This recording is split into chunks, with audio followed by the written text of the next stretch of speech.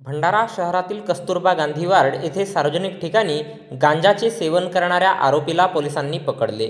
या प्रकरणी सदर आरोपीच्या विरोधात भंडारा पोलिसात गुन्हा दाखल करण्यात आला आहे। पोलीस स्टेशन भंडारा येथील पोलीस हवालदार मेश्राम हे दिनांक 22 फेब्रुवारी रोजी रात्री 9:30 वाजता दरम्यान भंडारा शहरातील कस्तुरबा गांधी वार्ड येथे पोलीस स्टॉपसह पेट्रोलिंग करीत असताना आरोपी रोहित सेंद्रे वय 23 वर्षे राहणार कस्तुरबा गांधी वार्ड हा सार्वजनिक ठिकाणी चिलममध्ये अंमली पदार्थ गांजा भरून सेवन करताना मिळून आला।